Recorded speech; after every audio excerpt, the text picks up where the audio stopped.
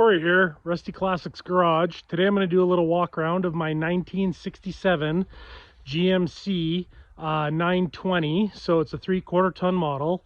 Now I got this truck quite a few years ago, I'm guessing a decade ago. It's got a small block in it and it is seized with a 4-speed. And I have plans on putting a 454 into it with a Turbo 400. Motor and tranny are in the shop on the floor.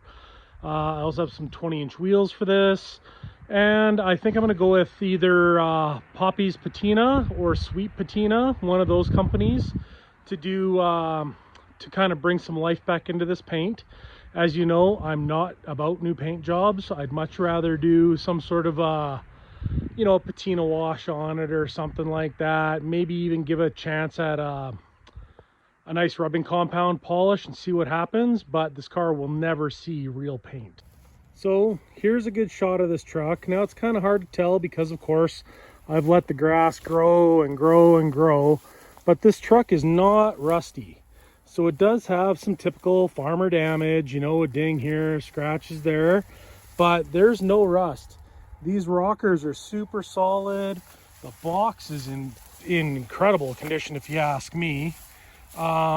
It is coil spring rear end with the little half leaf overload on it, and I'm okay with it being a 3/4 ton. I know a lot of guys want to build the half tons and things like that, but the thing for me is I'm always pulling a trailer, hauling a camper, all the stuff people should be doing with trucks, and I'm hoping that I'm going to do that stuff with this truck. So as you can see, rust wise, it is a gem, and I gotta tell you, I love the dark green. It definitely stands out. The rust seems to be in all the right places for me. I think they call these West Coast mirrors. If that's true, that's awesome. I think they look great.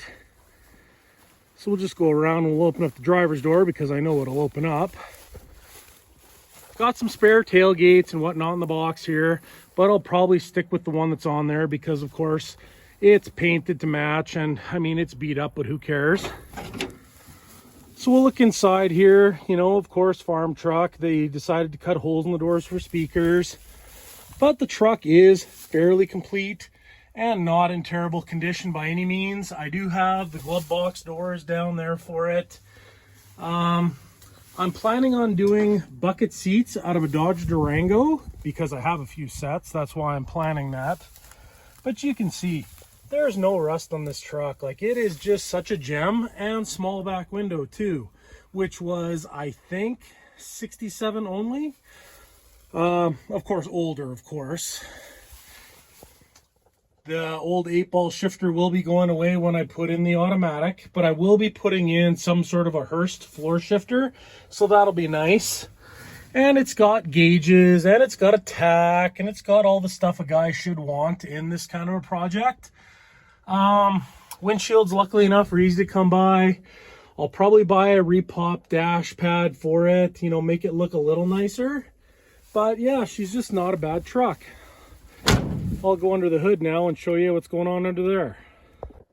So here we are under the hood. As you can see, it's got a newer, I'm going to say 87 and up engine in it.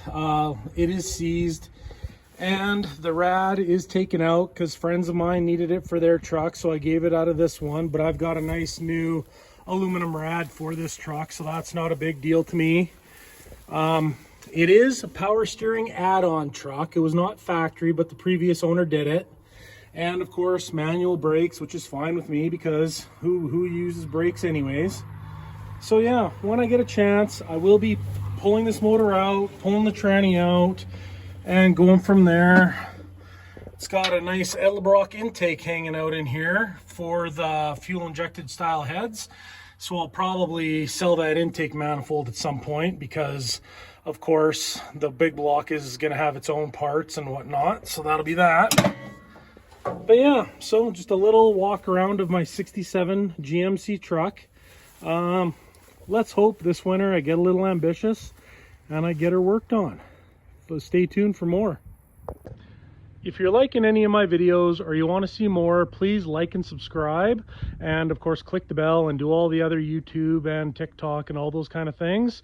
Help me keep motivated. You know, the more followers, the more support I get, the more likely I am to keep doing these. I'm hoping they're entertaining, or at the very least a little bit informative, and if nothing else, you're wasting time with me, so that's great. Thanks.